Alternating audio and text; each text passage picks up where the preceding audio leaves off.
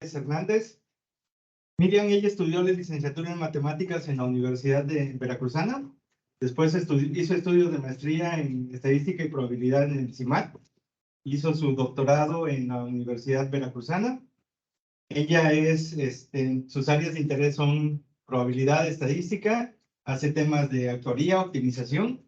Ella actualmente es coordinadora de la licenciatura de actuaría de la Universidad Veracruzana.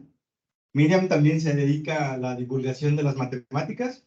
Ha participado en muchos proyectos de divulgación, participado en congresos de divulgación en matemáticas.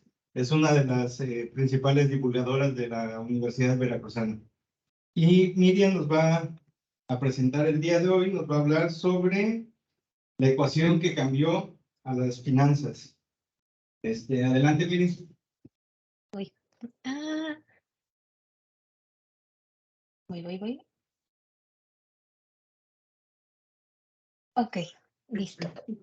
¿Ya ven mi presentación? Sí. Ok, perfecto, gracias. Bueno, antes, quiero que esta charla sea un poco diferente. De verdad, esto es una charla más de divulgación que de difusión. Se trata un poco de que conozcamos esta ecuación. De hecho, justo en los últimos días el mercado financiero ha estado un poco nervioso por algunas situaciones que han pasado. Entonces, prácticamente cae como el dedo. Bueno, como el día de hoy estamos celebrando el Día Internacional de las Matemáticas y el tema de este año son las matemáticas que nos unen. Y qué mejor que las matemáticas que nos unen que la propia alma de las matemáticas que son las ecuaciones. Como les decía, quiero empezar un poco la charla un poco diferente, relatándoles una pequeña historia y de ahí como hacer un poco de énfasis en ya datos un poco relevantes de lo que llevó a esta historia. Ok, bueno, las miradas estaban sobre ella. Buscar culpables no solucionaría la crisis. El daño ya estaba hecho. Sin embargo, Charles la seguía defendiendo a diestra y siniestra, argumentando que ella no tenía nada que ver con lo que había sucedido, pero había que señalar a alguien. Acusada de mayor desastre financiero, aun cuando varios acudieron a ella sin siquiera conocerla, como una especie de esfera mágica, una divina que resolvía problemas. Pero la verdad es que no la conocían. Hace 11 años todo era diferente. La manera en la que la idolatraban la posicionó en la cúspide del éxito, a tal grado que recibió el mayor galardón internacional en compañía de Merton y Schultz, con una marcada ausencia de Vlad debido a que había fallecido 2 años atrás. A él le hubiera encantado estar ahí, a verla llegar hasta ese momento. Desafortunadamente todo lo que sube tiene que bajar. Ese es un pequeño relato de justo esta ecuación que hace referencia, esa ecuación que causó uno de los mayores desastres financieros. Eh, Como les decía, hoy les voy a platicar un poco del alma de las matemáticas y para empezar, perdón, ahí está. En palabras de Ian Stewart, las ecuaciones son el alma de las matemáticas, la ciencia y la tecnología. Bueno, y más que las matemáticas, sin ellas, pues prácticamente nuestro mundo no existía en la forma en la que lo conocemos. Incluso, bueno, desafortunadamente las ecuaciones tienen una forma de ser espantosas. Incluso hay una anécdota bastante conocida en uno de los libros de Stephen Hawking, en la historia del tiempo, en el que sus editores le sugerían quitar su famosa ecuación de E igual a mc al cuadrado. Y esto, o sea, la sugerencia era porque si la quitas vas a vender 10 millones más de libros. Sabemos que, o sea, si le hubiera quitado esto, era un pilar importante de este libro. Bueno, en principio nosotros podemos dividir las ecuaciones en dos tipos, las ecuaciones matemáticas y las ecuaciones de matemáticas aplicadas. Cuando nos referimos a las ecuaciones de matemáticas, son estas ecuaciones en las que podemos hacer una relación entre diversas áreas de las matemáticas. Un claro ejemplo de esto es el teorema de Pitágoras, en el que mezclamos la geometría con el álgebra. En cambio, las matemáticas aplicadas, en este caso, te están describiendo algo de la realidad, como en el caso de la ecuación de la gravedad, la ecuación de la velocidad, en fin. Ok. Bueno, Nos vamos a centrar nosotros en las matemáticas aplicadas, en ecuaciones de tipo de matemáticas aplicadas. Sin embargo, aquí hay algo curioso que hay que resaltar primero. Cuando nosotros estamos haciendo investigación en matemáticas o en física, puede que nuestras investigaciones no se vean como, no se ve como el impacto en una aplicación inmediatamente. Puede que este, esta este impacto se vea como años posteriores. De hecho, hay muchos matemáticos que no les gustaban mucho las matemáticas aplicadas. En este caso, hay un claro ejemplo de Hardy, que Hardy es considerado como uno de los matemáticos más puros. Y para él odiaba las matemáticas aplicadas. Y en este caso, o sea, sí tenía sentido odiar estas matemáticas aplicadas porque justo vivió una época de guerra en donde las matemáticas le surgieron a través de resolver, bueno, se florecieron a la hora de establecer como respuestas a algunos problemas de abastecimiento justo para la guerra. Entonces, para él no le gustaba como este tipo de matemáticas aplicadas. Sin embargo, pues su trabajo actualmente se utilizan matemáticas aplicadas. Entonces, o sea, sí, yo creo que se estaría revolcando en la tumba, pero realmente no era porque odiaba las matemáticas aplicadas, sino simplemente, pues porque no le gustaba esta relación que utilizaba como utilizar las matemáticas para la guerra, ¿no? En ese caso. De hecho, hay un libro bastante interesante de matemáticas en la guerra que se los recomiendo leer. Ok, para entender un poco la historia de esta ecuación que cambió la historia de las finanzas, necesitamos conocer a sus protagonistas. Y estos protagonistas tenemos a Vlad, a Schultz, en el medio, y a Merton. De hecho, esta historia se parece un poco a la Guerra de las Galaxias de estilo matemáticas, que es justo quién fue el padre del cálculo, que como sabemos hay una disputa entre Leibniz y Newton y que finalmente a Newton se le dio como el nombre de el padre del cálculo. Aquí sucedió algo similar, eh, sin embargo, alguien está levantando su manita.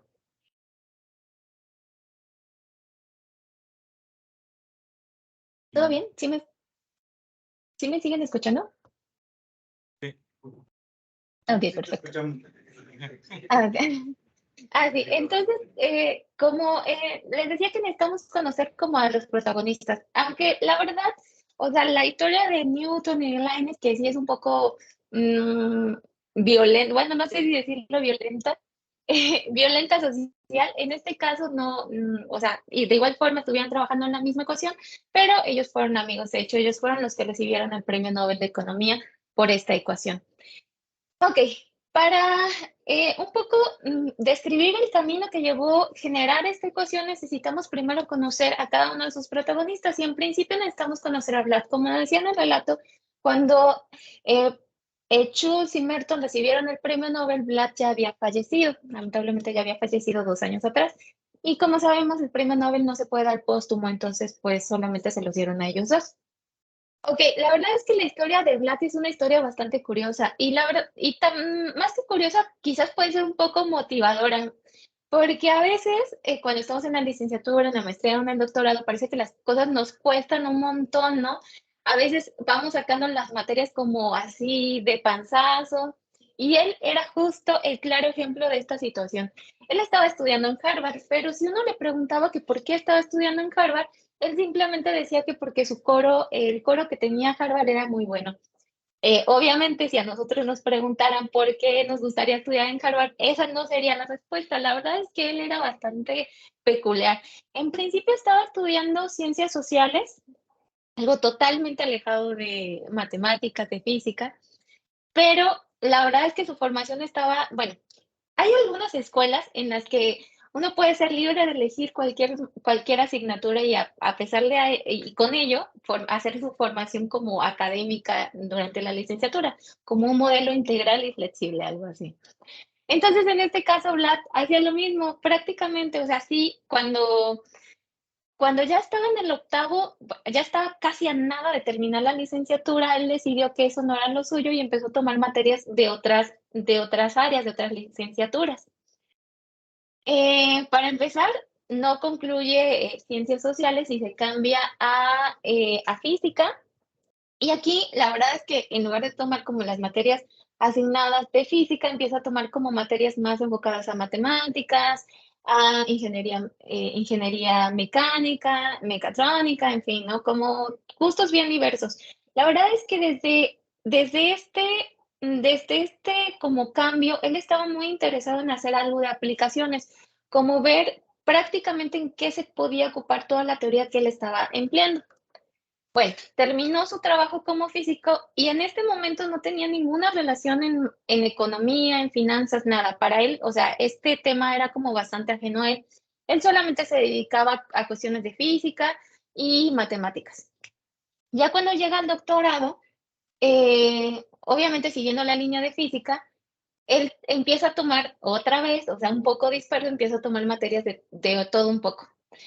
Y cuando ya se iba a doctorar, una de las cosas que le piden para poderse doctorar es una carta de justificación por parte de un tutor en el que diga que, o sea, él ya puede graduarse, que no ve ningún problema para que pueda continuar su proceso. Lamentablemente, el tutor asignado que tenía Vlad, su asesor académico, no le dio el visto bueno. Y la verdad que para este entonces, como les decía, Blas era, o sea, apenitas y pasaba las materias, ¿no? Para este entonces ya Harvard lo tenía en la mira, entonces pues lo invitó a desalojar. Entonces ya cuando empieza, bueno, cuando ya se sale, justo a nada de terminar el doctorado, empieza a trabajar en una consultoría. En esta consultoría empieza a trabajar en cuestiones de programación que tenían que ver un poco con, como ahora lo que hacemos en los buscadores. Por ejemplo, ponemos una pregunta en el buscador y el buscador inmediatamente nos saca como la respuesta. Él estaba trabajando en un algoritmo similar. En ese entonces, pues obviamente era la novedad y era de las cosas que le gustaba, ¿no? Porque como les comentaba, a él le gustaban las cosas prácticas. En este entonces, eh, o sea, la verdad es que empieza a haber como en este desarrollo del algoritmo, en esta clase de buscadores, pues Harvard se entera y otra vez lo invita a regresar y que termine su doctorado.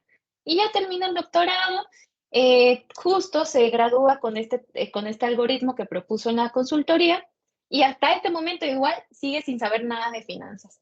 Cuando termina el doctorado, él pensaba como justo poner en una especie de consultoría en la que pudiera trabajar en como matemáticas aplicadas, algoritmos, cosas en las que le habían llevado su trabajo de doctorado. Sin embargo, pues esto no fue así, empezó a trabajar aquí, conoce a una persona bastante importante que fue justo la que le va llevando un poco a este mundo de las finanzas. Conoce a Trainor. Trainor estaba trabajando en evaluación de riesgos, pero en esta parte de evaluación de riesgos, invita a trabajar a esta consultoría a Vlad y Vlad se empieza a interesar en este tema. Pero él, o sea, él tenía una formación física. En este caso, él empieza a ver este problema como un problema de equilibrio, simplemente como un problema de equilibrio. Este problema de evaluación de riesgos tenía que ver con considerar el valor esperado, riesgos, más que nada en cuantificar el riesgo. Querían establecer un algoritmo en el cual pudieran poner un cierto precio al riesgo. Y es prácticamente en lo que estamos interesados justo ahora, ¿no? Bueno, sin embargo, pues Trainer no fue el que detonó como este gusto por las finanzas. Tuvo que llegar una persona más. En este caso, la segunda persona que llegó fue Schultz. Trainer le habló a Schultz pues le habló del trabajo que estaba desarrollando Vlad y le telefoneó y le dijo que si podían verse en una cafetería. La verdad es que creo que en ese momento es un momento crucial para el mundo financiero, para la historia de las finanzas.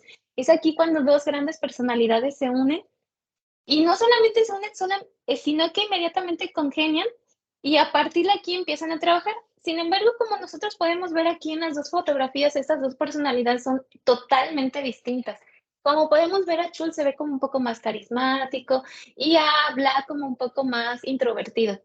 Y la verdad que no solamente, o sea, al menos con las fotografías que vemos, no solamente esa la diferencia, sino que también, como ya lo había mencionado, a Black le interesaba más el trabajo aplicado, toda esta teoría que se podía desarrollar, que se pudiera aplicar inmediatamente. Mientras que a Schultz le interesaba el trabajo teórico. Entonces, como les decía, fue aquí cuando surge esa gran amistad y a partir de este momento empiezan a trabajar bueno, más que empiezan a trabajar, empiezan a ser amigos. En este momento, Chus lo invita, estaba trabajando como ayudante en el MIT y lo invita a Black a tomar un curso en finanzas, como algo, o sea, simplemente lo invita para que conociera un poco más, ¿no?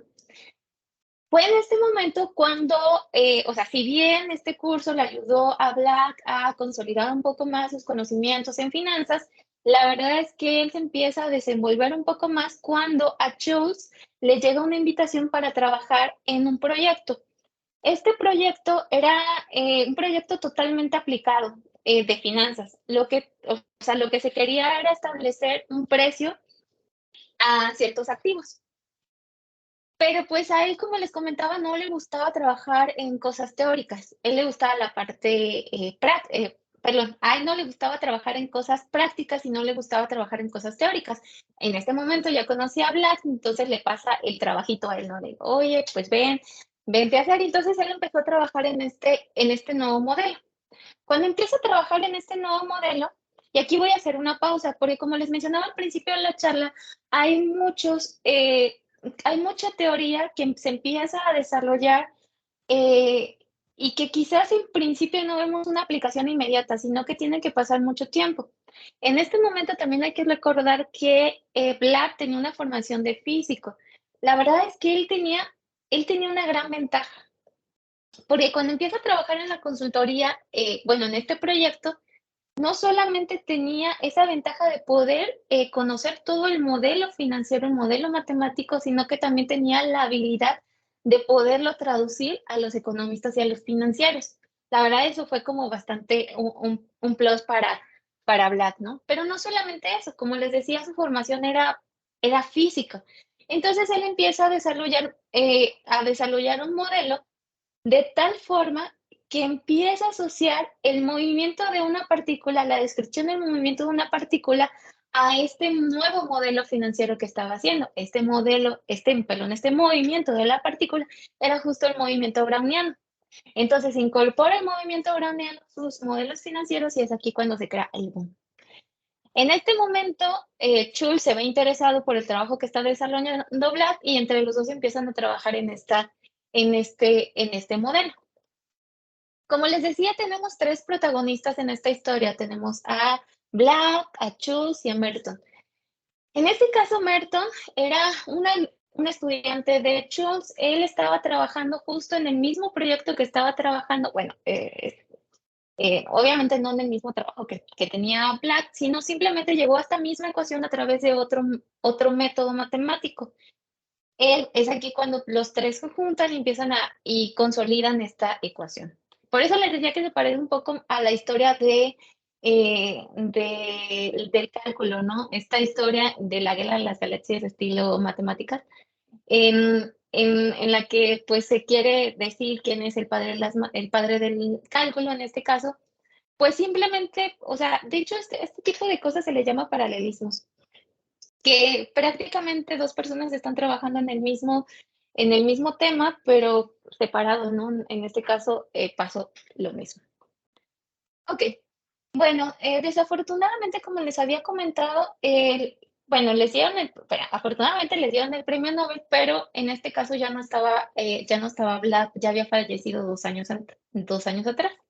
Para conocer un poco más la ecuación que tenemos, bueno, la ecuación que les traje hoy, prácticamente lo que tenemos aquí, las Bs representan, bueno, perdón, las S representan el precio de la mercancía, las Bs el precio del derivado, y si se dan cuenta lo que tenemos son estas que parecen como alfas, son derivadas parciales, no sé por qué salen como alfas. Y la sigma que tenemos aquí es la volatilidad.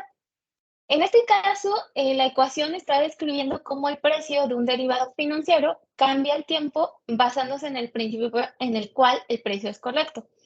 El derivado no conlleva a riesgo y nadie puede sacar beneficio viéndolo como un precio diferente. En este caso, o sea, como para poner un poco un ejemplo como bastante práctico de lo que nos diría esta ecuación, imaginemos que nosotros vamos a comprar 10 toneladas de café, pero para ello nosotros vamos a establecer una especie de contrato, pero más que establecer una especie de contrato, sino va a ser un derecho de compra. Es decir, cuando se llegue a cierta fecha, no vamos a tener la obligación de comprar. Entonces vamos a decir que, bueno, ahora estoy haciendo tratos con el proveedor de café, con las 10 toneladas de café, y estamos estableciendo un precio, no sé, le voy a hacer este precio X. Pero le voy a decir que este café se lo voy a comprar en 3 meses. Como nosotros sabemos, el precio del café va variando, ¿no? Esto puede pasar a diversos factores. Entonces, lo que yo voy a establecer con el productor va a ser un contrato, un derecho de contrato. Este derecho de contrato me va a ayudar a no a comprar o no comprar en 3 meses las 10 toneladas de café. Lo que puede pasar es esto, que yo compre el café y que me vaya bien porque el precio del café sea menor que X, ¿no? En el mercado actual.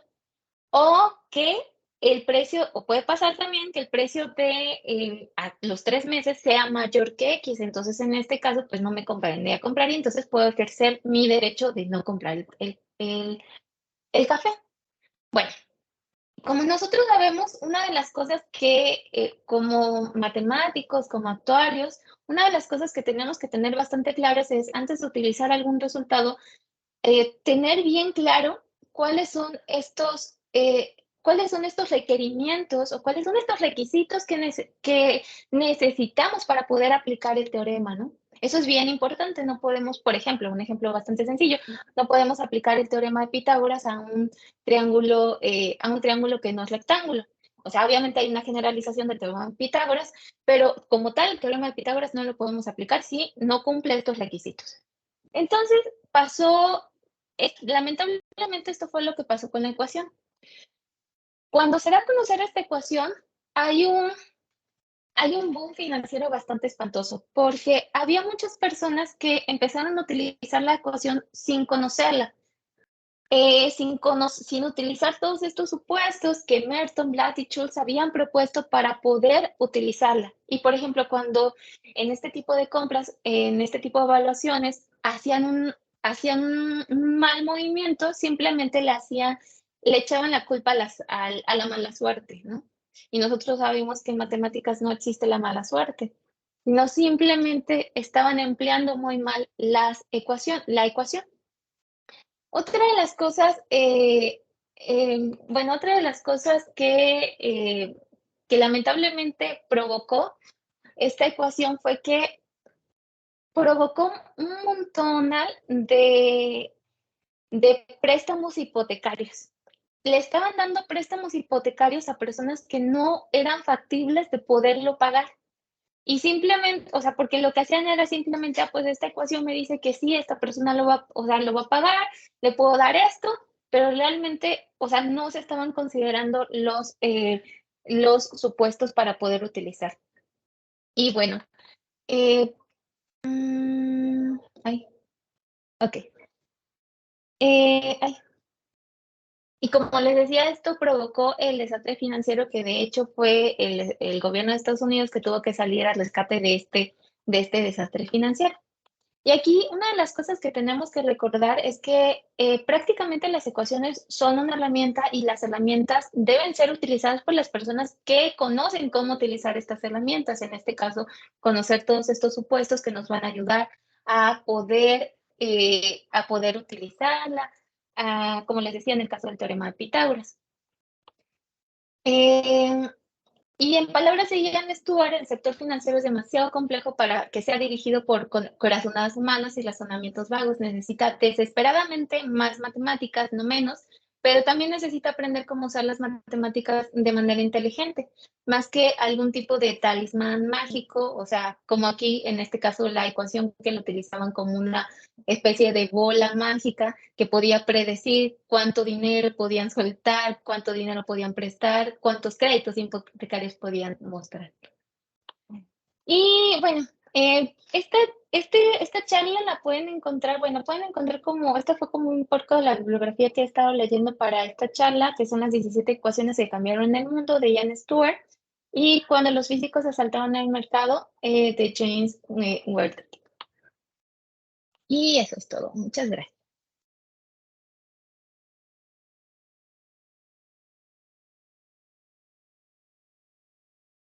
No sé si tengan alguna duda, comentario o algo.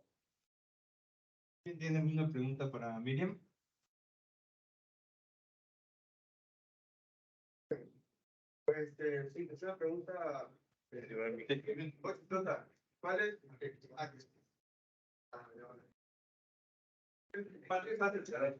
Nada más.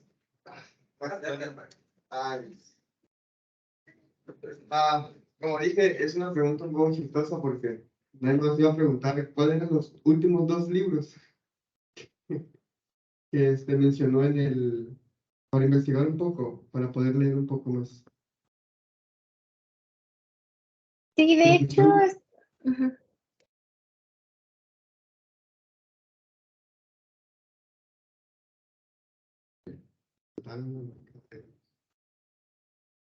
De hecho, cuando los físicos asaltaron los mercados, la parte que habla de Black es, yo creo que es como una tercera parte. Y en las ecuaciones que cambiaron el mundo, o sea, realmente esta ecuación fue una ecuación que cambió el mundo porque causó el mayor desastre financiero de todos los tiempos. Y como les decía, actualmente también el sector financiero está un poco preocupado por las situaciones. Pero bueno, eh, y aquí simplemente como menciona en términos generales, qué describe, qué hace, pero yo creo que lo más interesante es justo la historia, por eso les recomendaría más la parte de cuando los físicos atacaron los mercados, porque va contando un poco la historia de Black. La verdad es que la historia de Black es bastante motivante, porque a veces uno siente que no es tan bueno en un área, ¿no? Y justo este salto que hizo conociendo modelos físicos, aplicándolos de hecho, la mayoría de los modelos financieros que tenemos actualmente provienen de modelos físicos.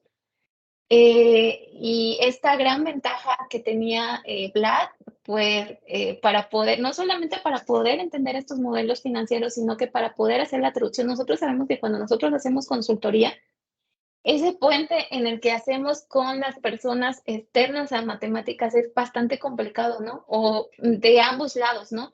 Por ejemplo, cuando estamos trabajando en un problema de biología, que nosotros generemos un problema, un modelo de ecuaciones diferenciales, pero que el biólogo nos diga, eso no es posible, en la naturaleza no pasa, ¿no? O cosas de ese estilo. Entonces, la verdad es que este pequeño salto entre estas dos áreas, como conocer los modelos físicos y aplicarlos a modelos financieros, la verdad está muy padre. Muchas gracias, muchas gracias. Muy amable. Sí.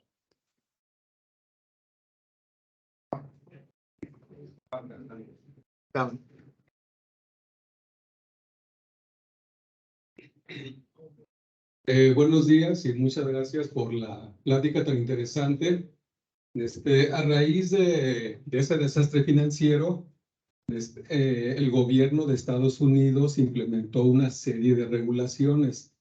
Nada más te quiero preguntar si tienes una idea de cuáles fueron estas regulaciones, porque de algún modo entiendo pues que algo tuvieron que ver con esta ecuación, pero no sé.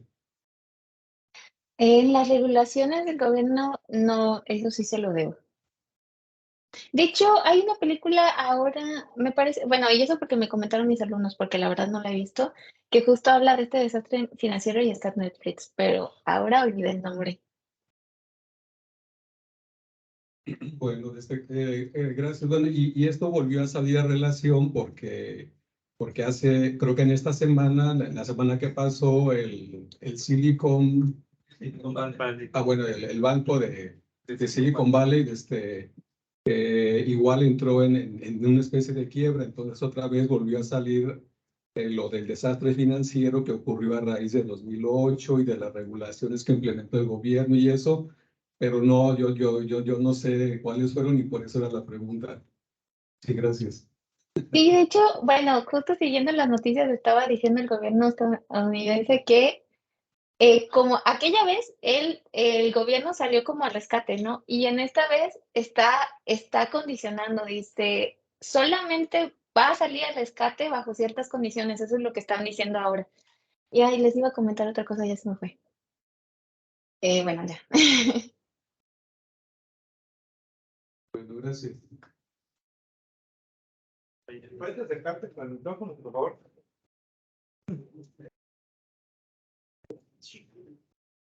Ya me acordé antes de la otra pregunta. De hecho, el Premio Nobel de Economía que acaban de otorgar ahora, o sea, fíjense cómo son las cosas. Anteriormente se dio este Premio Nobel por conocer por este modelo financiero, el que ocasionó ese desastre.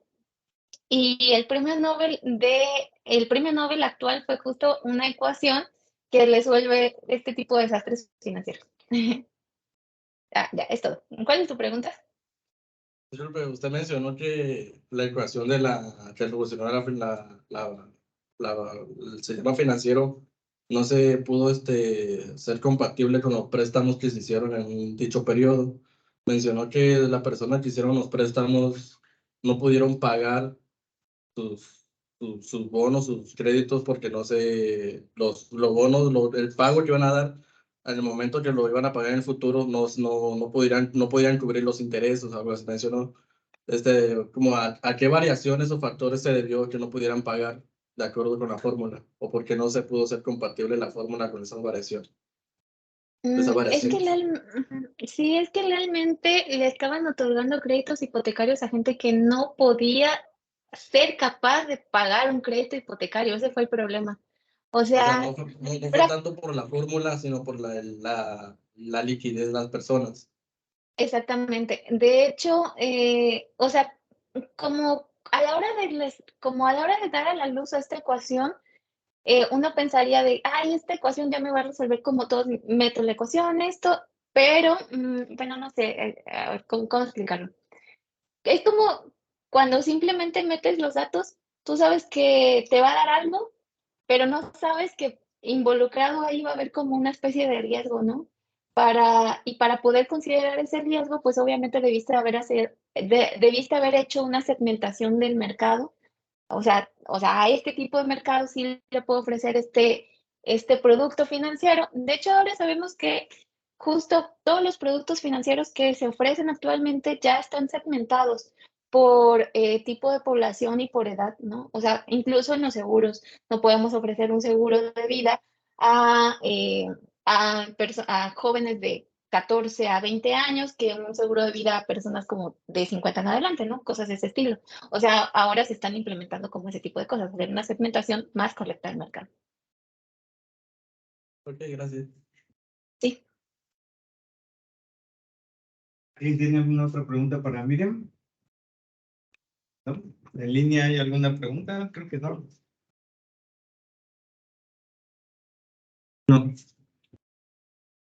Bueno, si nadie tiene más preguntas, pues le agradecemos a Miriam su participación con su plática. Muchas gracias, Miriam. Muchas gracias por la invitación y que tengan un buen día de pi. Bueno, un buen día de las matemáticas. Gracias, Miriam.